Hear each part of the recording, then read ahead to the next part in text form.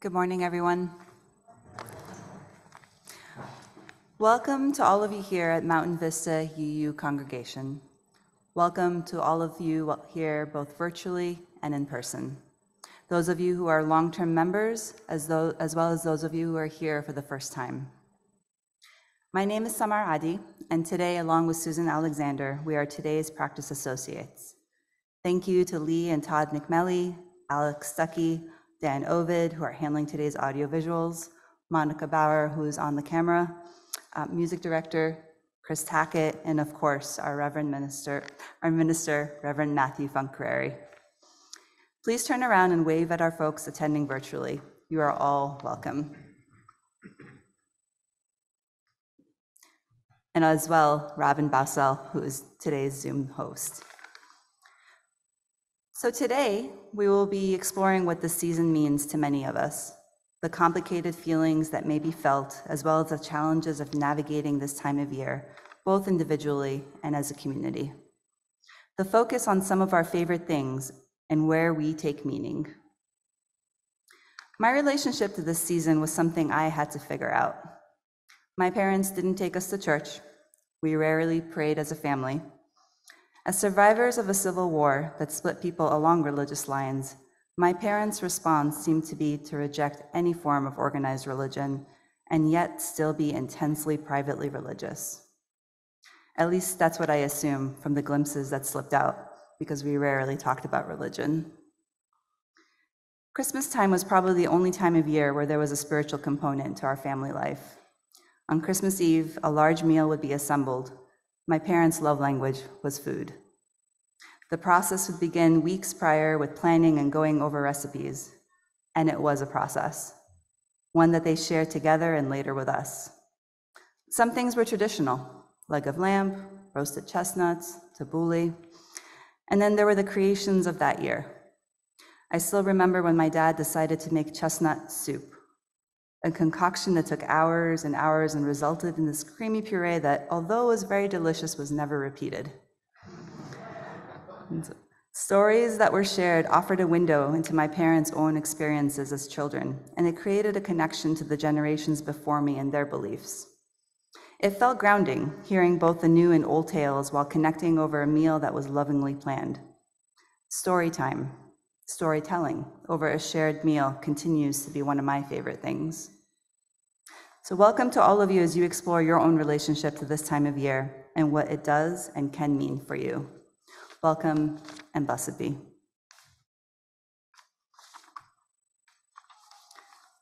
Today's reading is Come We Now Out of the Darkness by Annie Forster. Come we now out of the darkness of our unknowing and the dusk of our dreaming. Come we now from far places. Come we now into the twilight of our awakening and the reflection of our gathering. Come we now all together. We bring, unilluminated, our dark caves of doubting. We seek, unbedazzled, the clear light of understanding. May the sparks of our joining kindle our resolve, brighten our spirits, reflect our love, and unshadow our days. Come we now, enter the dawning.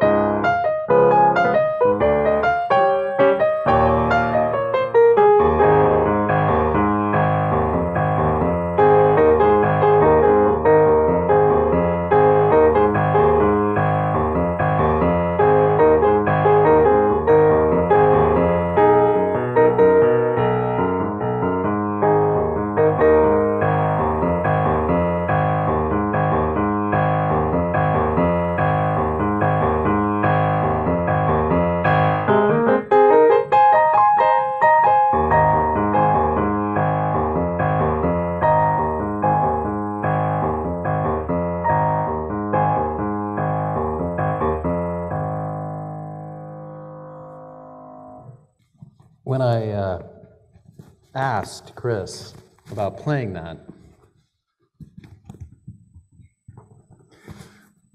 I simply said, you know that Charlie Brown, and I didn't really get finished with the sentence before it had come out of his fingers onto his home keyboard. I think there must be something wrong with me.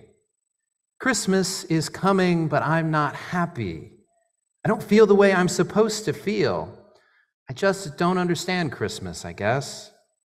I like getting presents and sending Christmas cards and decorating trees and all that, but I'm still not happy.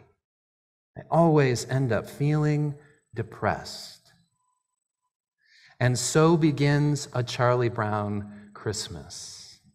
First broadcast in 1965 and rebroadcast every year since. It has become a favorite thing of many and a holiday tradition. Now, that was the first time that Charlie Brown and Snoopy and the Peanuts gang were ever in an animated special. Its original outline was simple: winter scenes, a school play, a scene to be read from the Bible, and a soundtrack combining jazz and modern music. And that pretty much sums it up. Crafted by Peanuts creator Charles Schulz, producer Lee Mendelson, and animator Jose Bill Melendez, who grew up in Douglas, Arizona, and of course that jazz genius Vince Guaraldi.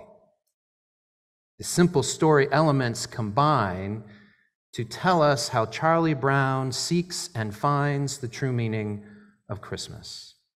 At that moment, Peanuts was the most popular comic strip in the world. Schulz focused it entirely on the perspective of children, on Charlie Brown. Oh, they were gone. They were just there a second ago.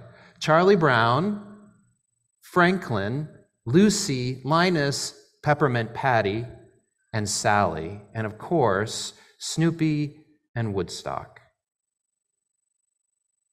And while adults were always absent, the Peanuts gang addressed real-world issues with the insight and humor of children.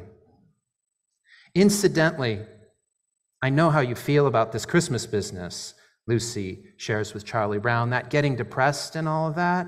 It happens to me every year. I never get what I really want. I always get a lot of stupid toys or a bicycle or clothes or something like that. Well, what is it that you want? Asked Charlie Brown. Real estate. Now, the anti-commercial theme irritated CBS and Coca-Cola, the corporate sponsors of the special. They viewed it before the broadcast and agreed that it would air only once. They thought that it was a complete loss, but because it was already in TV Guide, and we all remember TV Guide, then it had to be shown. In the story, Charlie Brown feels that Christmas is a complete loss. And his depression deepens when he finds that Snoopy is joining in a holiday contest. Find the true meaning of Christmas, he reads. Win money, money, money. Spectacular, super colossal neighborhood Christmas lights and display contest. Christmas lights and display contest? Good grief, my own dog's gone commercial.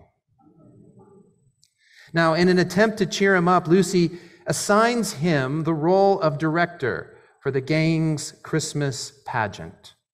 And as he takes on the role, Charlie Brown takes it a bit too seriously, and the gang just wants to dance and, be children. Again, Lucy steps in and inspires Charlie Brown to go and purchase a Christmas tree to become the centerpiece of the Christmas play. And from all of the many aluminum trees, he chooses this one. Uninspiring to be sure, but real and sort of endearing. In an interview given on the 50th anniversary of the Christmas special, the creators reflected that this tree is the spirit of Charlie Brown. When Charlie Brown returns to the theater with his prize, the gang is once again disappointed in him. I shouldn't have picked this little tree, he laments. Everything I do turns into a disaster. I guess I really don't know what Christmas is all about. Isn't there anyone who knows what Christmas is all about? Sure, Charlie Brown, says Linus. I can tell you what Christmas is all about. And he reads from the Gospel of Luke, chapter 2, 8 through 14. And there were shepherds out living in the fields nearby, keeping watch over their flocks at night. And the angel of the Lord appeared to them, and the glory of the Lord shone all around them, and they were afraid. But the angel said to them, "Do not be afraid, for I bring you good tidings that will cause great joy for all of the people. Today, in the town of David, a Savior has been born to you, and he is the Messiah, the Lord. And he will be a sign to you, and this will be a sign to you. You will find a baby wrapped in clothes and lying in a manger." And suddenly a great company of the heavenly host appeared with the angel, praising God and saying, "Glory to God in the highest heaven, and peace on earth to all who are of good will." That's what Christmas is all about, Charlie Brown. Stephen Lund, a TV historian, believes that at that point, less than 9% of the Christmas specials even referenced religion. It was a risk. But Schultz insisted that the special express true value and meaning. The value and meaning that he had grown up with as a Midwestern Christian. He wanted to share the Christmas that he had learned growing up nominally Lutheran in St. Paul, Minnesota. He wanted meaning. And if we don't do it, who will? He insisted. Back in the story, the same, of course, is true for Charlie Brown. I won't let all this commercialism ruin my Christmas. I'll take this little tree home and I'll decorate it.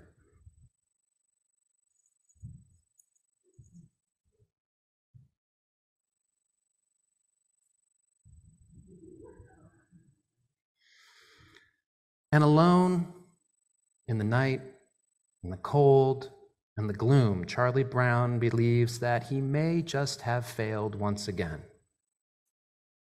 And yet, the gang has followed him. They've picked up on his interest in finding the true meaning of Christmas. "I never thought it was such a bad little tree," one says. "It's not bad at all, really. Well, Charlie Brown is a blockhead, but he did get a nice tree. Maybe all it needs is a little love."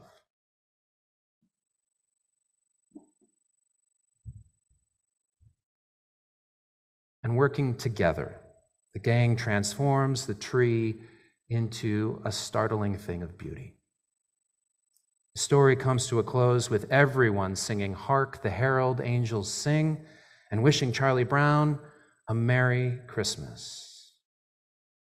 And there are many meanings.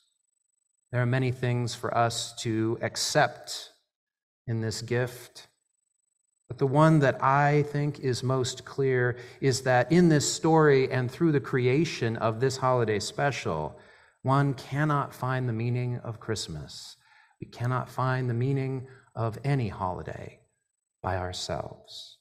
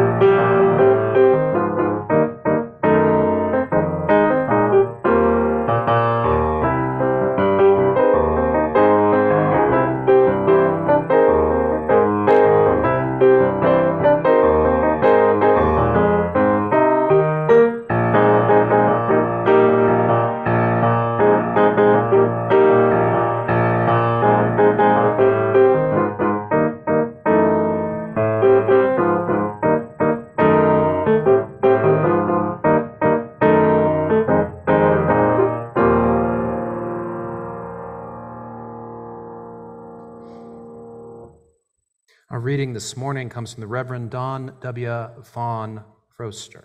Season of Light is not an easy time for religious liberals, either theologically or existentially. What, we ask, are we to celebrate? Are we to build creches or light menorahs? Or should we instead, with celebratory sensibilities, bring our passion to the golden fire of mistletoe? Or with consumeristic complacency, render our gold in tribute to the prophet gods of the online department store? We have trouble deciding just what has the most claim on us, although by default mistletoe and commerce often win out. Existentially, the winter season has contrasts that cut to our bones and into our souls. As we approach the end of the year, we know that continuing freeze is coming. We feel the diminishment of day before encroaching night. And we are confused because the world is going one way and we would go another.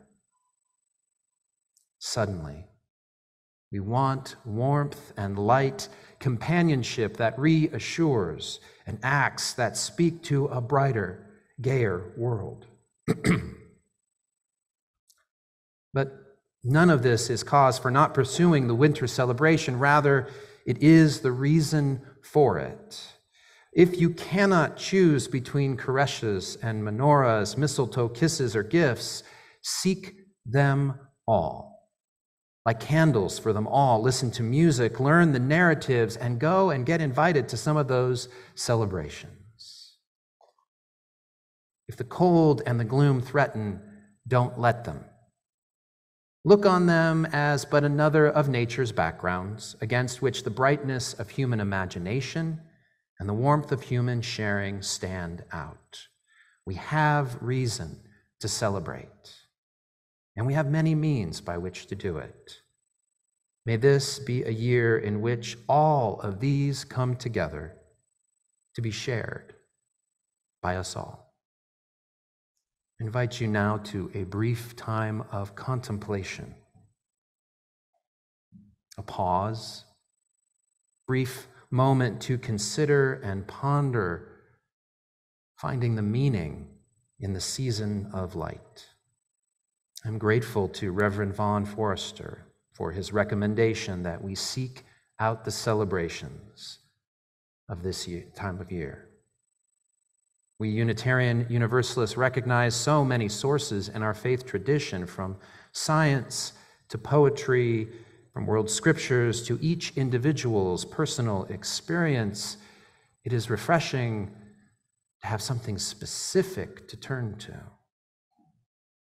And we are open to the many celebrations. Some count up to 29 different holidays, both sacred and secular, during this time of year. And yet, more than simply joining in celebrations, I believe we come seeking something beyond the companionship that just reassures us. We come seeking meaning. We come seeking meaning in the longest nights of the year to nurture our souls. A principle of our faith, we affirm and promote a free and responsible search for truth and meaning. Well, it has great traction for us at this time of year. And reflecting on this principle, the Reverend Paige Getty offers this. As responsible religious seekers, we recognize we are privileged to be free, to have resources to pursue life beyond mere survival, to continually search for truth and meaning, to exist beyond the bonds of dogma and oppression, and to wrestle freely with truth and meaning as they evolve. She continues, this privilege calls us not to be isolated or self-centered, believing that our single perspective trumps all others, but rather to be humble, to be open to the great mysteries of truth and the meaning that our life and the lives around us offer. And those mysteries may speak to us through our own intuition and experience, but also through tradition and community and conflict and nature and relationship. We may come to this time of year feeling the cold of isolation, the gloom of the world going one way, and we would wish and pray and work to make it go the other. I know that's what I come to this time of year with. And I need to find something to refresh that meaning in my life, the meaning for my soul. I need to rediscover a light in these longest night that addresses both my existential experience and my theological needs. Our faith doesn't do that for us. We do not have a doctrine or a creed to gift us meaning. We do not have a narrative or a mythology to guide us by the example of some holy person. We have a greater gift, though. We have one another. We seek and we find meaning in our relationships. We do it by recognizing that each and every one is whole and wonderful and holds that piece of truth that is theirs alone that we need to find truth together.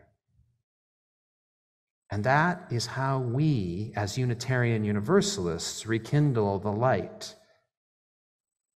And so when the gloom and the cold threaten, let us gather together. In resistance, of course, to the superficial and the commercialization of the season, of course, but more so to bring the light of meaning back into each other's lives. So let us celebrate then the diversity of belief among us. Let us learn and honor the riches of one another's family traditions. Let's take up the generous offering and join in the sacred and secular celebrations together. And as a community of faith, renew meaning in this season of light. And that meaning that we can only discover together here at Mountain Vista Unitarian Universalist, may we let it shine. Shine so that others who are seeking meaning, who are soul searching in these longest nights, can find us as well. And we can find even greater truth together.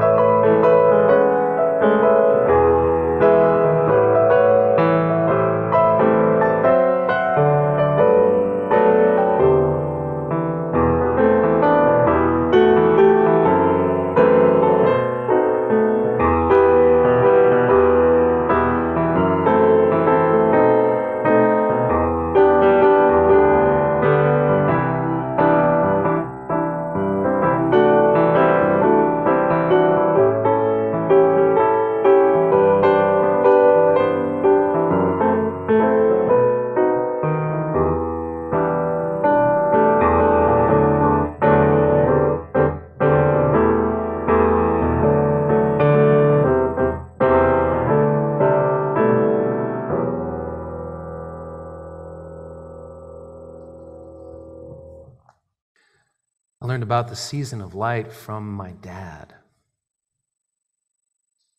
Before I learned that this was a season of gift giving, before I learned the different narratives and mythologies of religious traditions celebrated at this time, I learned that it was about the rekindling of light.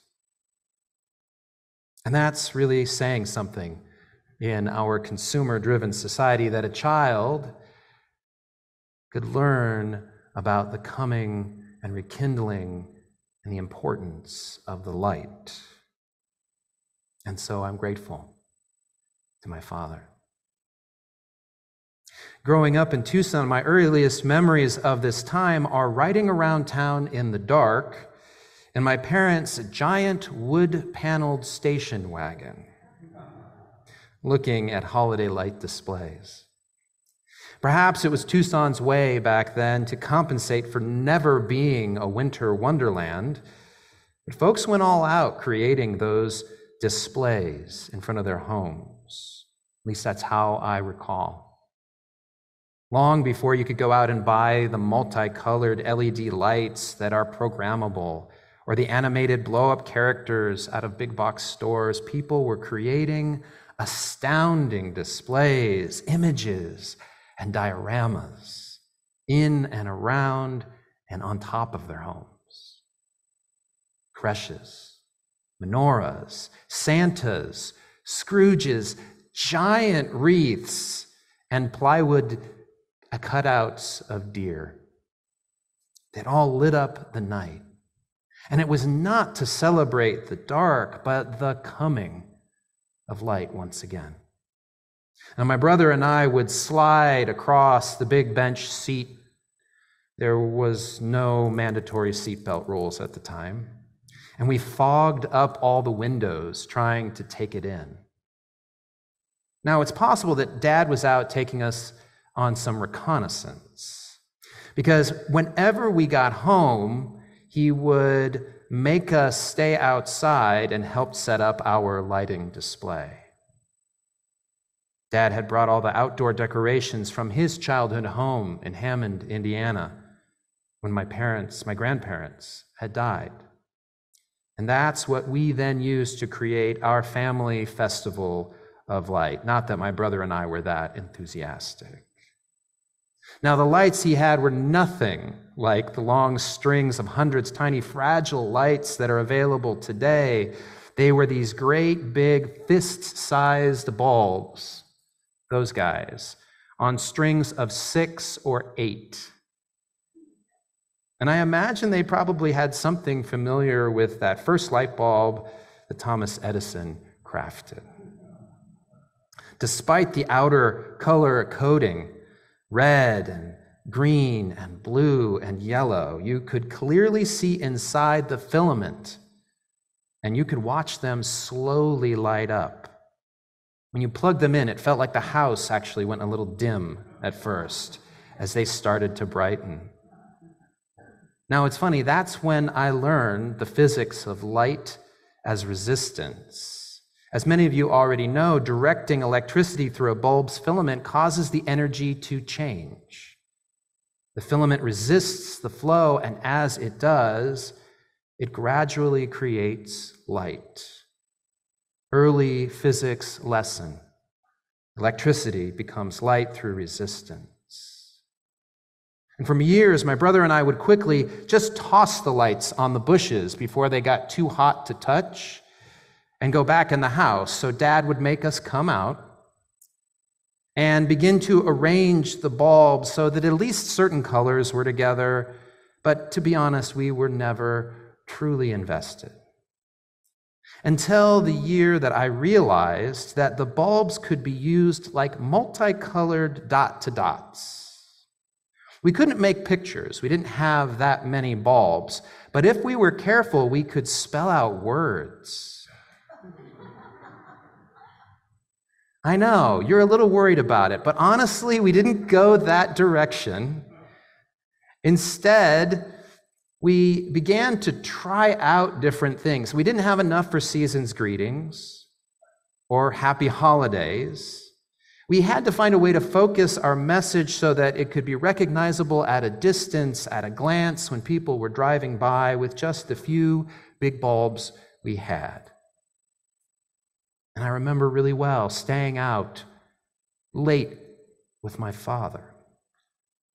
We arranged and rearranged the words and tried things like peace or happiness, but ended up with just 3 simple letters: J-O-Y.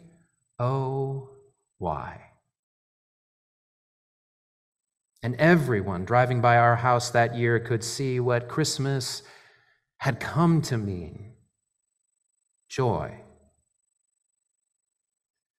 And that's how my dad taught me about the season of light. Before I learned about the gift giving and the festivities, the decorations, and all the other symbolic meanings. And I used to think it was his nostalgia for his childhood. But after growing up and becoming a father myself, I've come to understand that's not at all what he wanted. Yes, he wanted me to receive the gifts from the past, but he also wanted me to use them to discover the meaning of the season for myself.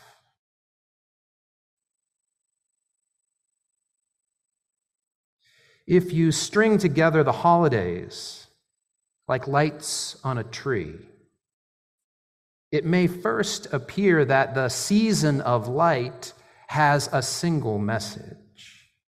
It may first look like these holidays are all the same. And of course, they are not. As the Reverend Gwen Matthews summarizes, Hanukkah, the festival of lights, commemorates a time of miracles when the faith of the Jewish people sustained them to reclaim their holy temple and keep the light of the menorah burning for 8 days. Yule, she says, the winter solstice invites us to explore duality and cycles and seasons and to witness the holly king being overcome by the oak king. Christmas, the celebration of Jesus' humble birth in a manger, revisits the miracle of birth and the desire to find saviors to heal the scars of humanity. So Hanukkah isn't like Yule, and Yule isn't like Christmas, and Christmas, of course, is nothing like Hanukkah. Each is distinct. It's beautiful. It's wonderful, awesome, and filled with a shining, complete, and whole truth all its own. Each runs with a history that flows into current culture and offers believers meaning, and each and every one has its own marvelous diversity of theology, from the orthodox to the secular. And so there are many Hanukkahs, there are different Yules, and a variety of Christmases being celebrated each and every year. But you can't really string them together like holiday lights and come up with one single theme. And that can be confusing to religious liberals like us, because we recognize many sources to our faith. We look to nature, we look to ancient wisdom, we look to tradition and religions that people have practiced for thousands of years.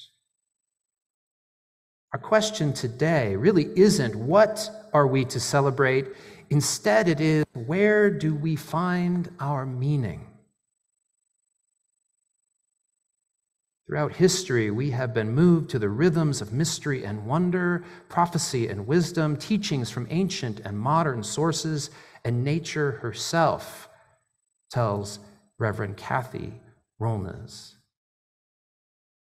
We move through all of those meanings in what we call, in our faith, a living tradition, living and breathing, changing and evolving, not because we have a single truth, but because each of us brings a piece to the puzzle. Each of us, through our own lives and our experiences with these winter holidays and more, brings together a truth that we can only know in community. We don't forget the past. We accept its gifts, and we craft meaning together today. And so in the coming weeks here at Mountain Vista, we will celebrate Hanukkah and Yule and Christmas. The services will come to us through Unitarian Universalists who have deep ties and connections with these traditions. And starting next week, we'll start an online poll because we want to hear what your favorite things are during this season. And on Christmas Day, we'll be sharing those with returning that to our community. And we do this because the season of light does not emerge out of the holidays. It emerges out of us. The message, renewing the light, comes out of our relationships, our cherishing one another as shining and whole meaning makers. I haven't been here very long, and yet so many of you have shown me how each of you shines. You shine through your kindness. You shine through your love of your family. You shine through your generosity to this community. And strung together, I see a season of light that lifts my spirit, that renews me. Our beautiful dot to dot is a message of resistance against the world going one way when we would wish and work it to go another. It's against commercialization, and yet more than resistance.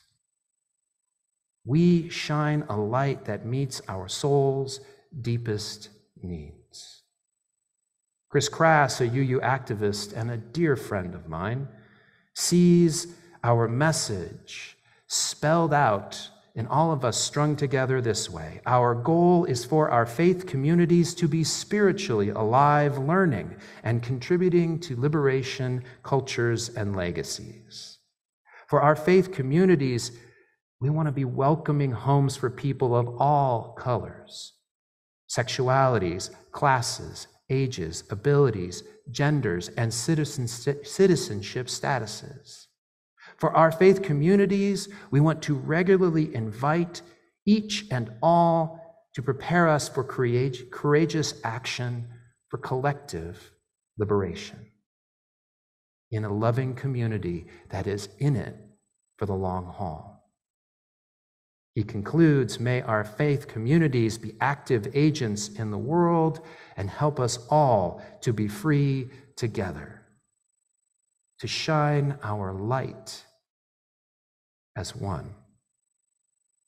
And so in this longest of nights, let us engage one and all with our open hearts. Let us love courageously together. And let us live as an inspiring transformation, welcoming, inviting one another and all. Let us be the season of light.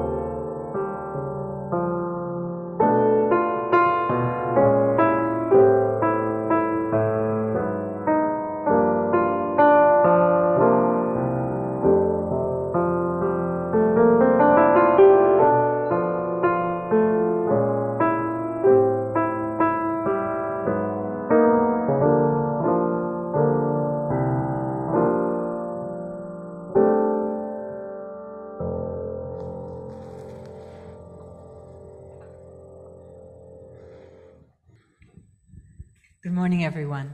As you can see, we got a start on the decorations yesterday, thanks to Tom and to Derek for helping to do that, but there's more to do. And so I'm looking for a couple of volunteers, few volunteers, to stay after church for a little bit and put up some of the other decorations that we have. And we're also accepting donations of poinsettias to decorate the church for the rest of the season. Thank you. Thank you. Also today on the patio, you will see that we have the opportunity to decorate some gingerbread houses. Now, several people signed up for that, but hoping that some of you might be interested and enticed into that, there are extras created. So we want to invite you to come out to the patio or to come inside and participate in our congregation's Christmas preparations. The slide that's going to come up will tell you a little bit about what's happening in the rest of the month. Now, next Sunday, December 18th, is actually the first night of Hanukkah, and we will be observing and celebrating that here at 10:30 a.m. for our regular service. Then later in the month, on Wednesday, December 21st at 7 p.m., the Southern Arizona Covenant of Unitarian Universalist Pagans will be leading us in a longest night Yule celebration, and Chris will be here assisting with that. And finally, on Christmas Eve, Saturday, it says Sunday. That's not correct. You'll know when Christmas Eve is, I trust. December 24th at 6 p.m., we will be having our Christmas Eve service out on our patio. And so you're going to need to wear warm hats and scarves. That's the only reason I was dressed this way the entire service. And we're going to sing together. And that's what Chris and I have decided we would do is the safest way for us to do that. We will have it, of course, on Zoom, so you can participate from home as well. But we hope that you will be comfortable in a variety of ways in joining us for that 6 p.m. So pay close attention because Yule is at 7 p.m. and Christmas Eve is at 6 p.m. And finally, I'd like to announce that this morning we are having our trial run of a screen and a camera out on our patio to show and have our people interacting with our service live. Can we see that? Can we see them out there? It's a trial run because we wanted to create choices for all of our congregation. Hi, Lee. Yep. Choices for our congregation so that people could come and find space here among us or at home as you feel comfortable as this COVID surge continues. I was touched by the ending in one of the holiday newsletters I received this month. My friend wrote, "We never know what tomorrow will bring, so enjoy today. Call a long-forgotten friend, do something special for someone, or just reminisce about special things in your life." As you exit the sanctuary today, on your left, there are two bowls. The wooden bowl supports the good work of Mountain Vista Unitarian Universalist. This month, contributions to the woven bowl go to Unitarian Universalist Social Committee, which works to advance human rights domestically and globally. Our closing words come from Reverend Deanna Vandiver. Our flaming chalice, symbol of our faith alive in this world, holds our vision of collective liberation and invites us to remember each and all into beloved community. We release the flame and carry this spirit in our hearts. Go forth, my friends, and continue doing good things. Thank you. This is a trip for me. Many of you know that I've been a church music director in one form or another for many, many churches over many, many years. I didn't set out to do this. My weird combination of talents just makes it a natural fit, so here I am.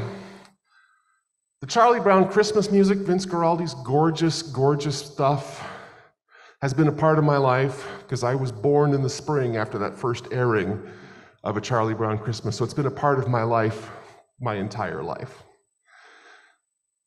I've been censured in other churches for playing Christmas Time Is Here as a communion meditation.